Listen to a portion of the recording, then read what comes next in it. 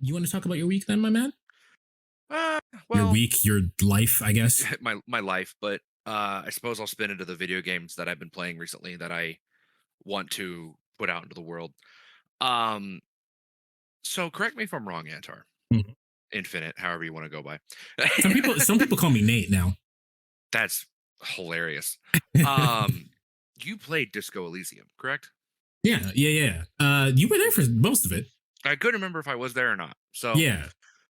uh, Disco Elysium was a fantastic game that said a lot about things, and it genuinely was one of those games where once I beat it, I went, I wish I could remove all memory and do it again. So that's kind of what ended up happening because remember we tried to record Disco Elysium before. We hit Measurehead and like the blatant Oh, racism of Measurehead oh, exhausted my social battery, and then we yeah, stopped, and then like a few months later we started again. To that's right. which That's right. I eventually did see credits on that, but yeah, But with Disco Elysium being such a generational game and having all these things, everyone is so excited for the next game, right? right. Well, maybe your audience knows or doesn't know, but the whole thing with Zaum Studios, which is the people who made Disco Elysium, like the two creators who wrote Disco and had all the things left because of, creative differences, all these things, financial issues, and they made their own company.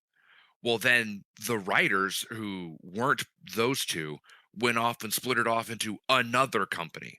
And like there are now 3 to 4 different disco disco like companies that are all trying to capitalize on that.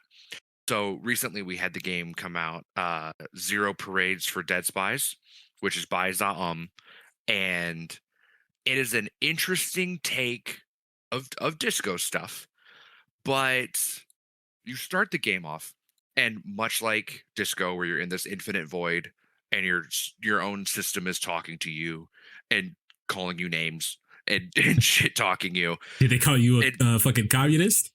No, no, not in the first thing, but instead of like yourself, you're talking to like your partner in this spy realism because like you're playing as a spy, obviously, Right. in that from the name, but it's like your accomplice, also fellow spy, talking to you and being like, "Do you not remember anything?" And of course, like usual, you don't remember shit. You just woke up. You're getting all your details in, and then after he finishes his last line, it snaps to realization, and you're in a shitty hotel room with the guy who was talking in your brain wearing a full suit jacket with a nice press shirt and red briefs and no pants, and he's like dead. So Igor just showed up without pants. Yeah, he's like just dead, but he's not actually dead. He's just comatose and freaking out and wild out. Okay, Neat. so and they do new things with the system where it's like they push the dice roll mechanic where it's like if you have more stats and things, it's easier to get to the threshold to succeed on these checks. Well, in Zero Parade for Dead Spies, they have made this feature where you can, I think it's called exert your luck or your willpower basically, and to increase your chances. But if you fail, you like build this bar up that is like a debuff bar, and if you fill it up all the way, your mental stack just crashes out, and you have to remove a point in a stat. That's really interesting. So I don't know if I actually told you because I've told you to play Kingdom Hearts at some point. Yes. In Kingdom Hearts 2, there is a similar mechanic Hmm. in which you get your drive forms, right? Drive forms are basically Yes. your temporary like it's your DT, right? Yep. And you have different drive forms based on like so one specializes in attacking, one specializes in magic, etc., etc. But if you use your drive gauges too much, there's a hidden like counter that triggers every time you increase every time you use a drive, and that counter when it maxes out, you get put into anti-form. I've uh heard this. Yes. you get put into anti-form, and anti-form takes away your party members. You can't heal, all you have is attack, and you attack for very weak damage. Of um course. that is probably one of my favorite punishments. That's not really a punishment, but it's a punishment. Oh yeah. in any game, and that's kind of similar to sounding to what you have. Like you can exert yourself and force this stat to work, but if you fuck it up, you're now like you've overburdened yourself. Yep. And it's one of those things where it's like I haven't played too much of Zero Parades for Dead Spies because it just came out semi recently. But like those stat things and the aesthetic very similar, the same kind of camera angle and stuff. It very much is trying to be much like Disco Elysium. But the thing I loved most about Disco Elysium was the actual verbiage used. Like what is the do you remember the name of the first thing that talks to you? It's like It's reptilian brain or something, right? yeah, reptilian brain and your authority is talking and your lipid system is talking to you.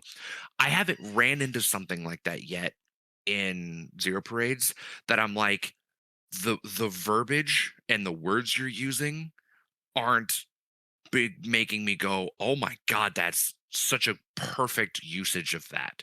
And encapsulates exactly what's going on in this moment. So it But sounds like the section of the disco team that this split off to was the gameplay stuff. I think this is a game that so far, I could be wrong. It could be the greatest game in the world. I haven't played it fully. I don't think it will, but anyway.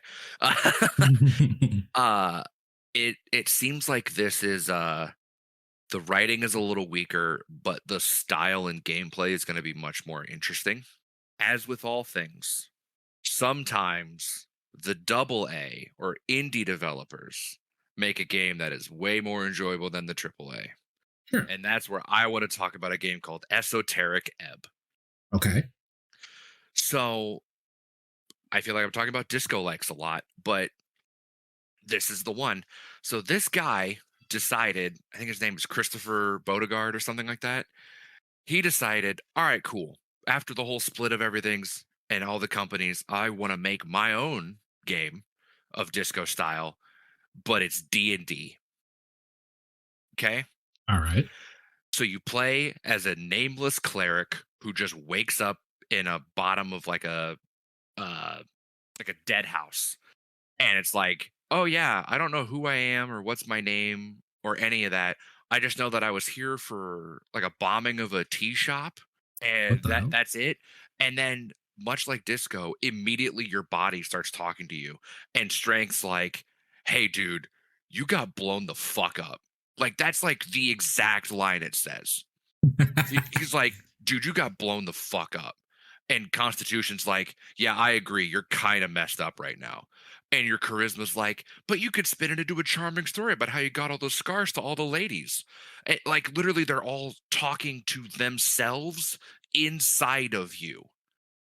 And then Yeah, you have things that you're like, that was the "What part the of fuck?" disco that I was like, yes, this is what I want. I want my inland empire to tell me the things that like I want Shivers to be like, yes, this is Yes. yeah. And there are moments in Esoteric Abbery, like you walk out, and one of my favorite interactions very early is you look at a trash can, and your character goes, "Oh yeah, there's some like really good food like right on top of the trash can," and your charisma wax poetic, and it's like you find yourself on Pillar Road, and there's this really nice treat in the trash, and you think to yourself, "What the hell? I'll just eat some trash."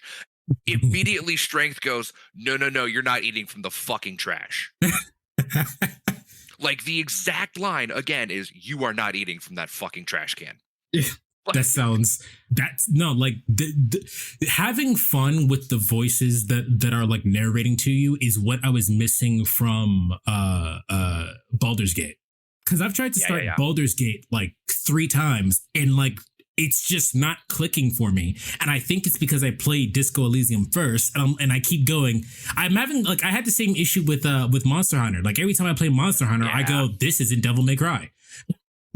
Like No it's not shit. supposed to be, but like I can't separate that from the experience that I'm having. I just want that thing again, which ha. Yeah. Uh-huh. But like much like with Zaum and playing the for Dead Spies stuff, I was like, okay, this is fun. But I put it down after like an hour or two of playing. Okay, I like went through and played all of Esoteric Ebb immediately.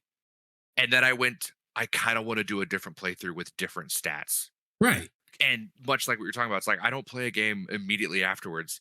But Disco Elysium was one of those where it's like, oh, I played the psychic cop effectively with Inland Empire and Authority and all those things. And then I went, Sure.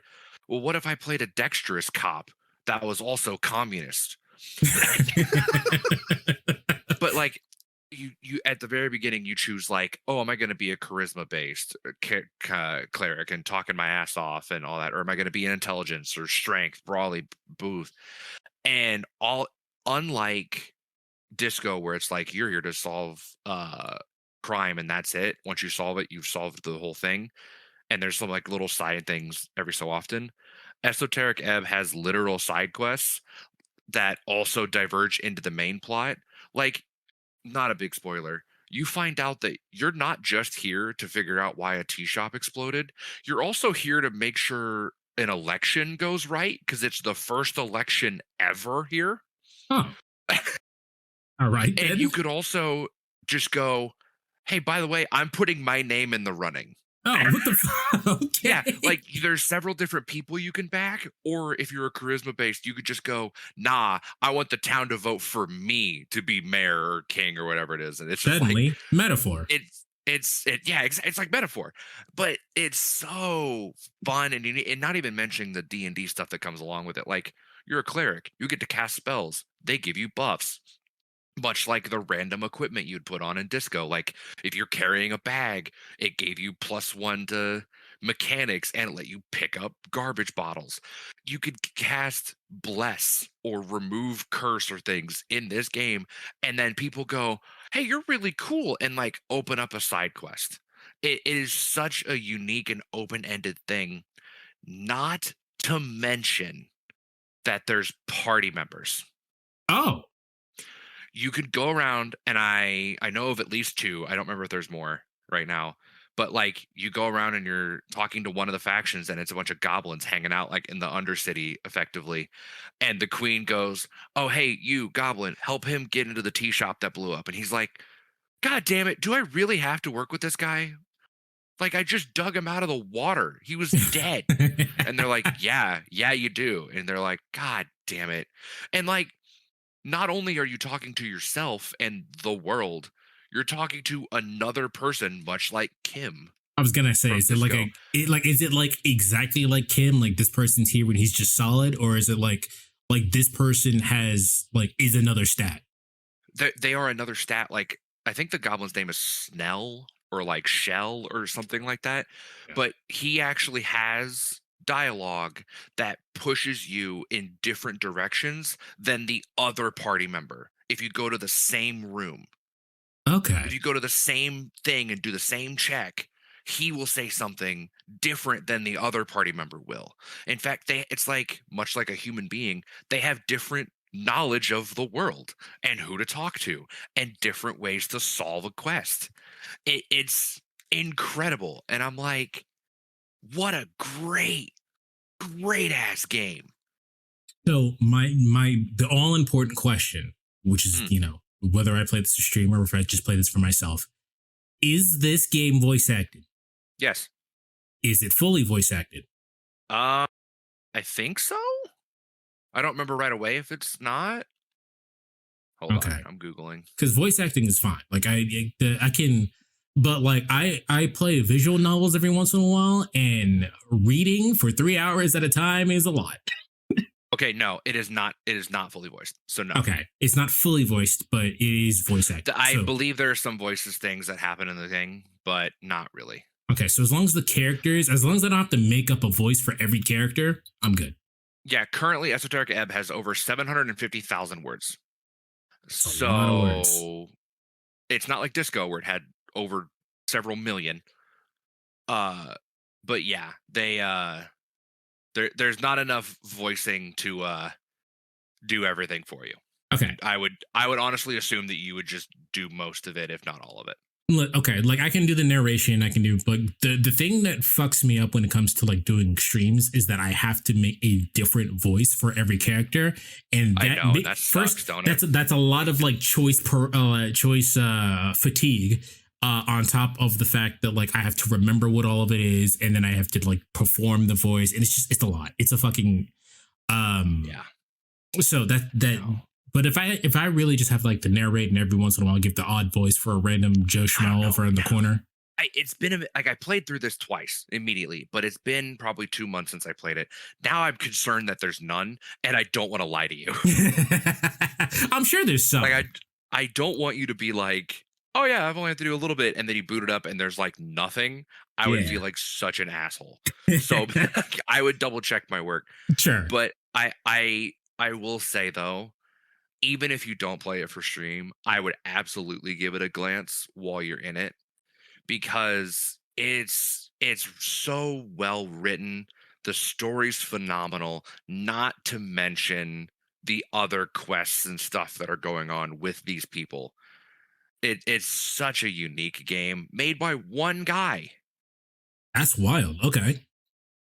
made by the guy that the guy I mentioned earlier. I think it's like it's like Christopher something or whatever. Right. But I think he made almost all of it by hand and then formed a company afterwards or something like that. That's crazy. All right. But yeah, he killed it, and I thoroughly endorse that game. All right. Now, I've been talking a lot about some really hard, heavy story narrative based games. All right. We're about to shift gears into silly. Yeah. We're gonna shift gears into something that's a little easier to talk about, All right. and by God, has it been the game I've wanted for years? Okay. I'm sure you've heard of Dead as Disco. I have. So for those of you who don't know Dead as Disco, imagine Sifu slash Yakuza slash Like a Dragon with Hi-Fi Rush and with Batman Arkham Knight style combat. There's a story to it on top of an infinite play mode. So they released a demo not too long ago where it was just, all right, here's a bunch of songs and like a snippet of a level from the main game, and all of your strikes, all of your parries, all of your dodges, everything is in time with the music, and it empowers it and makes it stronger and better. And the music is great. The aesthetic is neon, cyberpunk aesthetic with high saturated colors. So if The Friday motion Night is Funkin' great. was a beat 'em up. Yes. And in the infinite mode, they had a thing where it's like, oh yeah, by the way, all the stuff in this pack, the streamer safe pack, is not going to get you banned on things for playing the music. Also, you want to upload your own MP3s and play whatever song you want. I watched someone beat the infinite, like do as far as they could on infinite mode to Bad Apple. Remember that song? Remember that shit? Yeah, dude. You wanna play effectively Michael Jackson and kick a bunch of dudes' ass? Hell yeah. Like The you could Moonwalker video game remake that we'll never get. literally, dude, like it was such a clever thing. And I'm like, man, this demo's amazing. I played the demo for hours. Like I booted my own thing and I was like, man, this is great. And then May 5th, they released the game in early access. So the story is there and there's multiple bosses and all that stuff. And the level design, killer. The enemy design, killer. Like you have random jobbers that just run up and swing on you, but Sure. you also have big brutes that you have to jump over their shields and kick the hell out of them. You have a different big brute that's got like a sledgehammer that just has armor.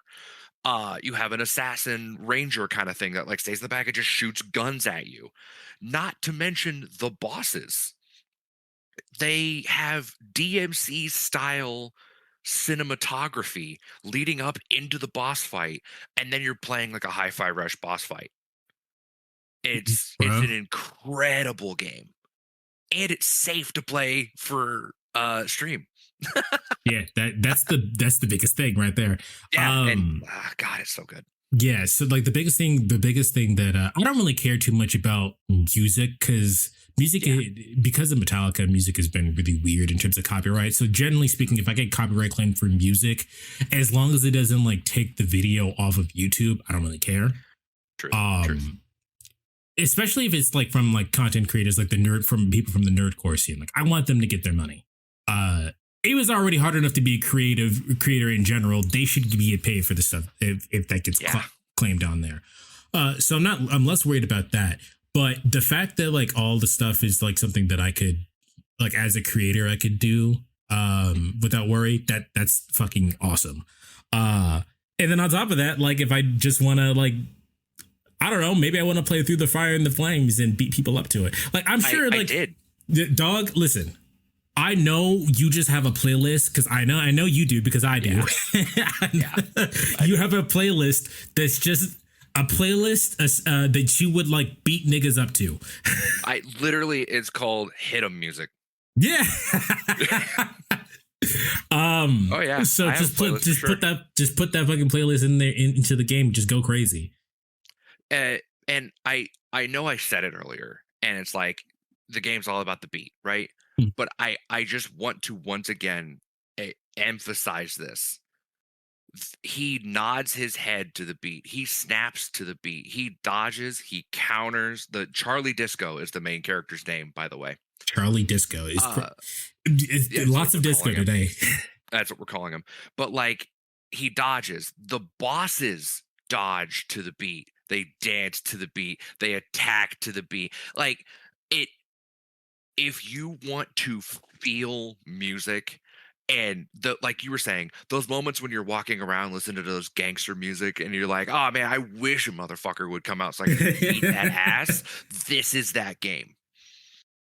Yeah, I'm about that. That sounds awesome. It's phenomenal. I highly, highly, highly recommend to anyone who wants to ever pick that up.